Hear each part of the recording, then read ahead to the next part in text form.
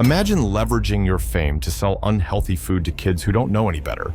If you've been online recently, you've probably heard of Lunchly, the latest product from YouTubers MrBeast, Logan Paul, and KSI.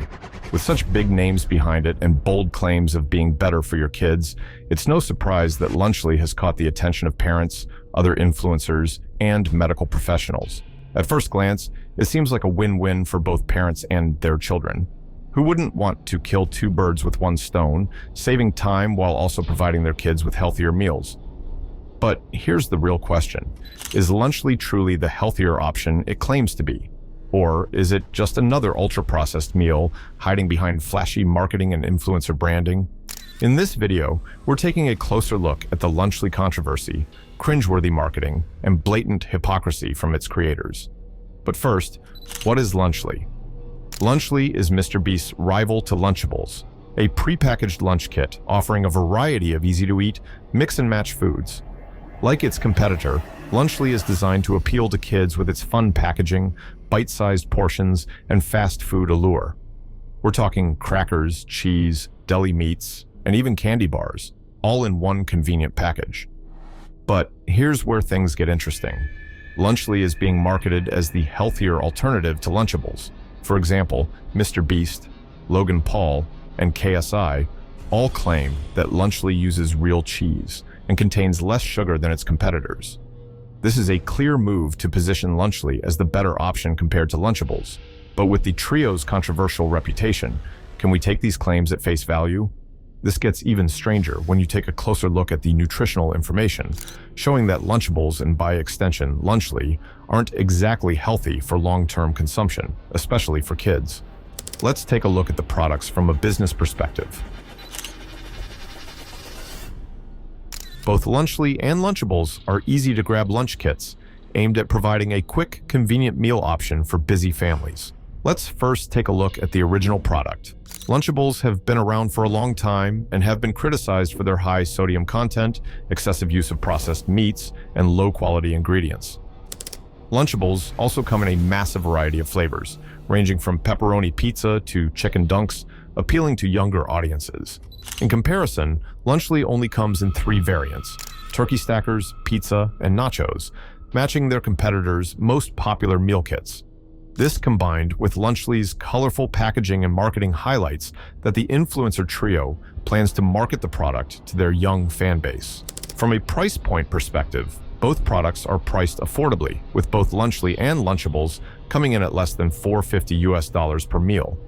Lunchly also prices its products below the $4 mark, making them even more competitively priced than its main competitor. In business, this pricing strategy showcases that Lunchly aims to outcompete competitors by adopting a more-for-less approach, selling a supposedly better product for a lower price. Therefore, pushing Lunchly to cut out a slice of the market with a winning value proposition. However, words and marketing are cheap, and the real meaning of better depends on the facts. As you know, MrBeast has been marketing Lunchly as a healthier option compared to Lunchables, but is this the case? Is Lunchly better for you? In an attempt to dethrone Lunchables from its market dominance, MrBeast, Logan Paul, and KSI are promoting Lunchly as a healthier option for kids. According to them, Lunchly is a step up from Lunchables because it features better ingredients, including real cheese, and contains less sugar. Let's take a look at the facts. When we compared the Lunchables against their Lunchly counterparts, the general trend shows that Lunchly tends to have fewer calories and sugar, but more protein and electrolytes.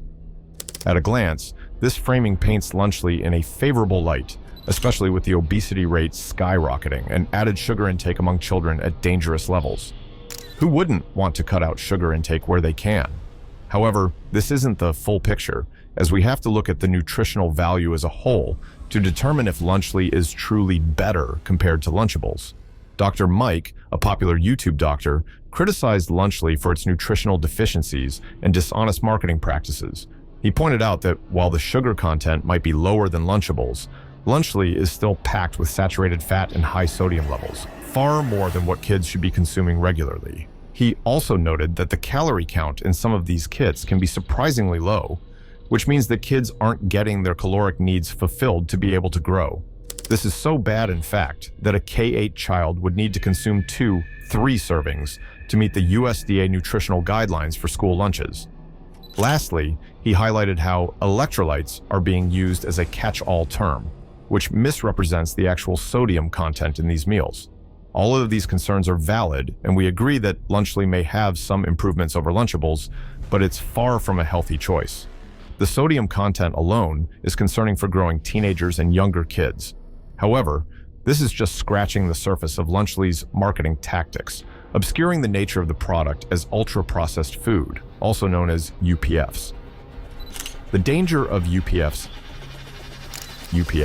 or ultra-processed foods, are those that have been heavily modified from their original state and are mostly made from substances extracted from regular foods.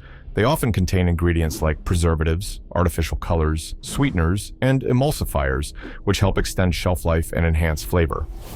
While convenient ultra-processed foods have been linked to numerous health problems, especially when consumed regularly. Studies show that a diet high in ultra-processed foods can lead to developing diabetes and increasing the risk of heart disease. In children, these risks are even more troubling since they are still developing and need a balanced diet rich in nutrients, not empty calories. Unfortunately, products like Lunchly only contribute to the growing epidemic of childhood obesity in America.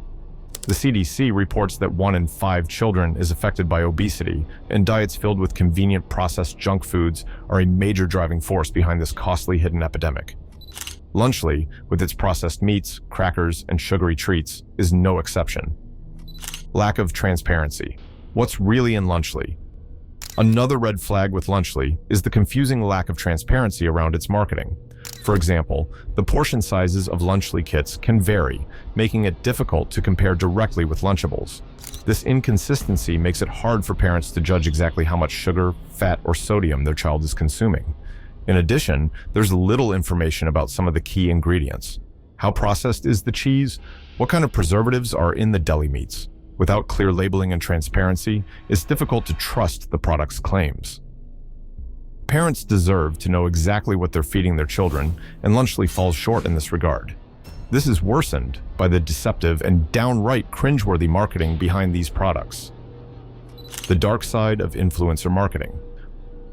One of the most troubling aspects of the rise of Lunchly is the way it's being marketed directly to MrBeast, Logan Paul, and KSI's hordes of young fans. Influencer marketing is extremely potent, with 7 in 10 people trusting influencer recommendations.